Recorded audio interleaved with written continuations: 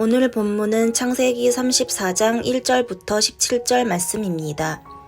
레아가 야곱에게 낳은 딸 디나가 그 땅의 딸들을 보러 나갔더니 히위 족속 중 하몰의 아들 그 땅의 추장 세겜이 그를 보고 끌어들여 강간하여 욕되게 하고 그 마음이 깊이 야곱의 딸 디나에게 연연하며 그 소녀를 사랑하여 그의 마음을 말로 위로하고 그의 아버지 하몰에게 청하여 이르되 이 소녀를 내 아내로 얻게 하여 주소서 하였더라. 야곱이 그 딸 디나를 그가 더럽혔다 함을 들었으나 자기의 아들들이 들에서 목축함으로 그들이 돌아오기까지 잠잠하였고 세겜의 아버지 하몰은 야곱에게 말하려 왔으며 야곱의 아들들은 들에서 이를 듣고 돌아와서 그들 모두가 근심하고 심히 노하였으니 이는 세겜이 야곱의 딸을 강간하여 이스라엘에게 부끄러운 일 곧 행하지 못할 일을 행하였음이더라. 하몰이 그들에게 이르되 내 아들 세겜이 마음으로 너희 딸을 연연하여 하니 원하건대 그를 세겜에게 주어 아내로 삼게 하라. 너희가 우리와 통혼하여 너희 딸을 우리에게 주며 우리 딸을 너희가 데려가고 너희가 우리와 함께 거주하되 땅이 너희 앞에 있으니 여기 머물러 매매하며 여기서 기업을 얻으라 하고 세겜도 디나의 아버지와 그의 남자 형제들에게 이르되 나로 너희에게 은혜를 입게 하라. 너희가 내게 말하는 것은 내가 다 주리니 이 소녀만 내게 주어 아내가 되게 하라. 아무리 큰 혼수와 예물을 청할지라도 너희가 내게 말한 대로 주리라. 야곱의 아들들이 세겜과 그의 아버지 하몰에게 속여 대답하였으니 이는 세겜이 그 누이 디나를 더럽혔음이라. 야곱의 아들들이 그들에게 말하되 우리는 그리하지 못하겠노라. 할례 받지 아니한 사람에게 우리 누이를 줄 수 없노니 이는 우리의 수치가 됨이니라. 그런즉 이같이 하면 너희에게 허락하리라. 만일 너희 중 남자가 다 할례를 받고 우리같이 되면 우리 딸을 너희에게 주며 너희 딸을 우리가 데려오며 너희와 함께 거주하여 한 민족이 되려니와 너희가 만일 우리 말을 듣지 아니하고 할례를 받지 아니하면 우리는 곧 우리 딸을 데리고 가리다. 아멘. 야곱에게는 꼭 가야 할 길이 있었습니다. 그 길은 하나님께서 말씀하신 길이었습니다. 창세기 32장을 보면 하나님은 배달의 하나님으로 야곱에게 나타나셨습니다. 그리고 하나님은 야곱에게 베델로 올라가라고 말씀하셨습니다. 베델에서 약속하신 것을 이루어 가시겠다라는 뜻입니다. 그 길이 바로 야곱이 가야 하는 길이었습니다.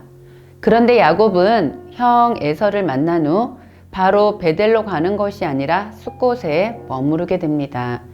창세기 33장 17절 말씀을 보면 야곱은 숫곳에 이르러 자기를 위하여 집을 짓고 그의 가축을 위하여 우릿간을 지었으므로 그 땅 이름을 숫곳이라 부르더라.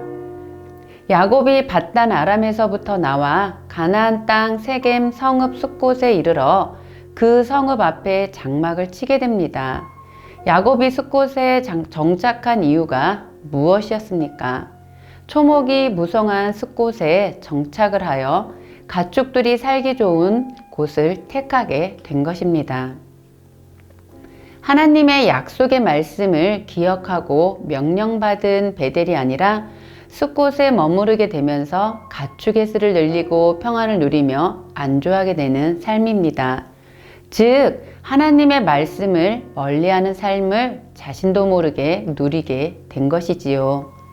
그런데 야곱이 레아 사이에서 낳은 딸 디나를 통하여 야곱은 그곳에서 떠나야 하는 상황을 맞이하게 됩니다. 히위족 속 하몰의 아들 그 땅의 추장 세겜에게 강간을 당하는 일들이 벌어집니다. 강제였지만 추장 세겜은 디나를 너무 사랑하였기에 결혼까지 생각을 하게 됩니다. 추장 세겜은 자신의 아버지 하몰에게 디나를 아내로 맞아 들이기를 간청하고 하몰은 야곱에게 큰 혼수와 예물을 약속하며 디나를 자기의 아들에게 아내로 맞이하여 줄 것을 말합니다. 한마디 사과도 없는 일방적인 사건의 진행에 야곱의 아들들은 모두가 매우 심하게 노하게 되고 디나와 결혼을 하려면 하몰의 성읍 사람들 모든 남자에게 할례를 받도록 요구하는 거짓을 말합니다.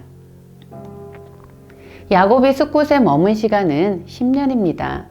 베델로 가지 않고 10년을 숫곳에 머물면서 자녀를 키우고 가축을 번성시키고 매우 평안한 삶을 영위하였습니다. 그런데 이제 그 평안이 깨어졌습니다. 신앙의 사람 야곱은 왜 이런 부끄러운 일이 자신의 딸에게 발생했는지 그 이유를 깊이 생각해 보았을 것입니다. 30년 전 밧단 아람으로 형 에서를 피해 도망갈 때에 베델에 이르러 여호와 하나님을 만나게 되었고 하나님만을 섬기겠다고 서원하였던 약속을 그때까지 지키지 못하였다는 사실을 깨닫게 되었을 것입니다. 다시 가나안으로 돌아오면 여호와 하나님을 위해 베델에 제단을 쌓고 하나님을 경배하는 새로운 삶을 살기로 30년 전에 약속했었던 야곱이었습니다. 이제 숫곳에 머문 지 10년이 되고 보니 야곱의 아들들도 하나님을 경배하기보다는 오히려 하나님의 거룩한 언약을 이용하여 세겜 사람들에게 할례를 통한 복수를 계획합니다. 거룩함을 이용한 복수를 과연 하나님께서 기뻐하실까요?